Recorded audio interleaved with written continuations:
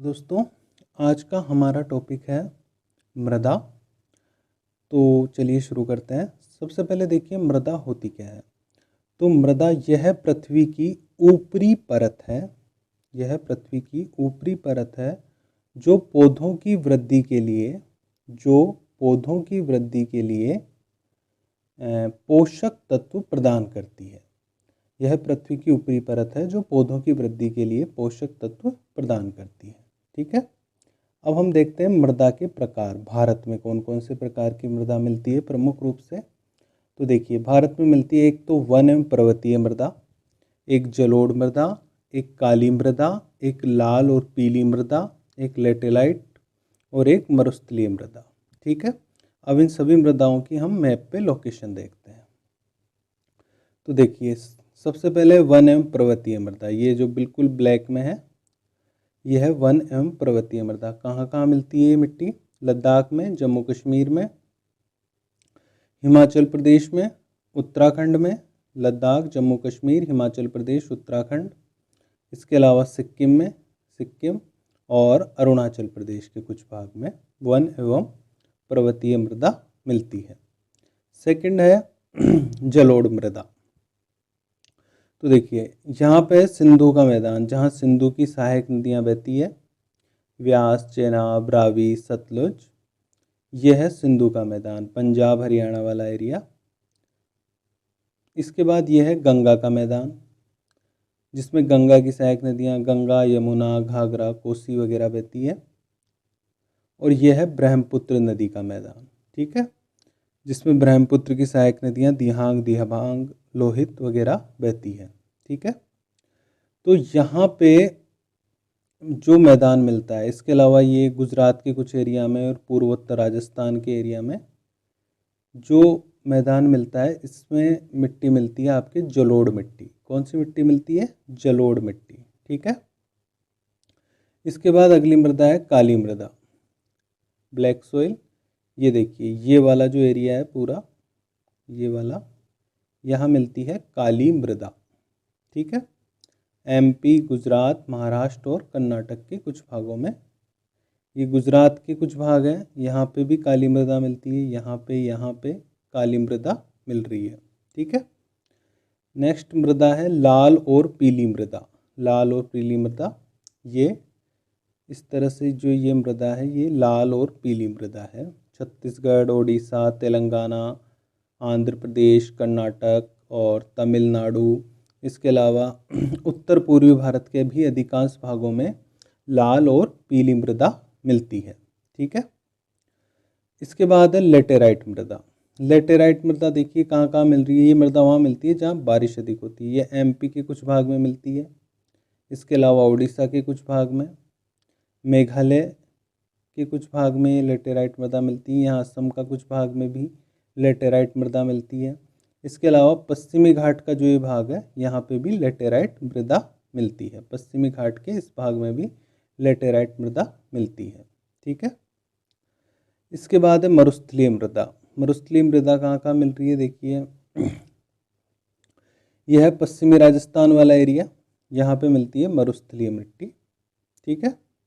इसके अलावा छोटा क्लासिफिकेशन देखें मृदाओं का, छोटी मृदाएं जिसमें जो कम क्षेत्र में है, जैसे पीट मृदा है। पीट मृदा अल्मोड़ा में मिलती है, उत्तराखंड के अल्मोड़ा में। और इसके अलावा अलप्पुझा जिला है केरल में, वहाँ पे भी पीट मृदा मिलती है। ठीक है। इसके अलावा है लवणीय मृदा। तो लवणीय मृदा कहाँ कहाँ मिलती है? देखो एक तो ये जो समुद्र तटीय क्षेत्र है, इसमें लवणीय मृदा मिलती है। समुद्र तटीय क्षेत्र में लवणीय मृदा मिलती है। और यहाँ सुंदरवन में भी लवणीय मृदा मिलती है यहाँ पे। इसके अलावा सुंदरवन में कुछ मात्रा में पीट मृदा भी मिलती है। पीट मिट्टी भी यहाँ पे मिलती है। तो ये हमने मिट्टियों का भारत के मानचित्र पे क्लासिफिकेशन देखा। अब देखिए मृदा जो होती है उसके 3 स्तर होते हैं। 3 स्तर कौन कौन से? क, ख, ग। और ग स्तर जो होता है मृदा निर्माण का प्रथम स्तर होता है। इसके नीचे चट्टान होती है, फिर मृदा बनना प्रारंभ होती है। तो सबसे पहला स्तर होता है ग स्तर। क और ग के बीच में ख स्तर संक्रमण अवस्था में होता है, और सबसे ऊपर होता है क संस्तर। यहाँ खनिज, पोषक तत्व एवं जल, पौधे के लिए उपयोगी चीज़ें यही मिलती है क संस्तर में। तो 3 संस्तर है, क, ख और ग। ग प्रथम संस्तर है। ठीक है, अब मृदा के बारे में देख लेते हैं एक एक के बारे में। जलोढ़ मृदा 40% एरिया मिलती है इंडिया के 40% भाग में। इनसेप्टी सॉइल भी कहते हैं इसको, इनसेप्टी सॉइल्स भी कहते हैं। इनमें पोटाश व चूना अधिक एवं नाइट्रोजन फॉस्फोरस कम मिलता है। पोटाश व चूना अधिक व नाइट्रोजन फॉस्फोरस कम मिलता है। प्रमुख फसलें हैं गेहूं, चावल, चना, सरसों। गेहूं, चावल, चना, सरसों। इसके बाद है काली मृदा 15%, इसे रेगर मृदा या USDA के वर्गीकरण में वर्टिसोल्स कहते हैं, वर्टिसोल्स कहते हैं। इसमें पोटास व एल्यूमिनियम अधिक व नाइट्रोजन और जीवों का अंश कम मिलता है। प्रमुख फसलें हैं कपास, सोयाबीन और ज्वार। कपास की फसल काली मृदा में सबसे अधिक होती है। ठीक है, इसके बाद है लाल पीली मृदा। लाल पीली मृदा 18% एरिया पे मिलती है। 18% एरिया पे लाल पीली मृदा, और USDA के वर्गीकरण में इसको कहते हैं एल्फीसोल्स, एल्फीसोल्स है ये। इनमें लोहा अधिक व नाइट्रोजन फॉस्फोरस कम मिलता है। लोहा अधिक के कारण इसका रंग लाल होता है, और बारीक कणों वाली जो लाल पीली मिट्टी होती है वो उपजाऊ होती है। प्रमुख फसलें हैं मूंगफली, तंबाकू और मक्का। मूंगफली, तंबाकू और मक्का प्रमुख फसलें हैं। इसके बाद देखिए लेटेराइट मृदा 4% क्षेत्र पे मिलती है। इसमें लोहा अधिक व नाइट्रोजन फॉस्फोरस व जैव पदार्थ कम मिलते हैं। ये मृदा उच्च तापमान और भारी वर्षा वाले क्षेत्रों में मिलती है। प्रमुख फसलें इसमें होती है चाय, कॉफ़ी, रबर और काजू। चाय, कॉफ़ी, रबर और काजू। इसके बाद नेक्स्ट है मरुस्थलीय मृदा, एरिडोसोल्स।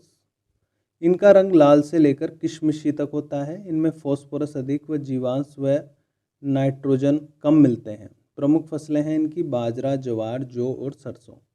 बाजरा, ज्वार, जौ और सरसों। इसके बाद है पर्वतीय मृदा।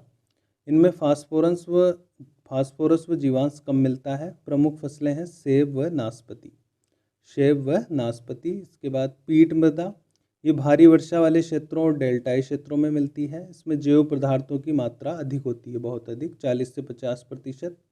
और यहाँ पे मैनग्रोव वनस्पति मिलती है, वेलांचलियन उपवन मैनग्रोव वनस्पति मिलती है। इसके बाद एक मृदा और है लवणीय मृदा। लवणीय मृदा,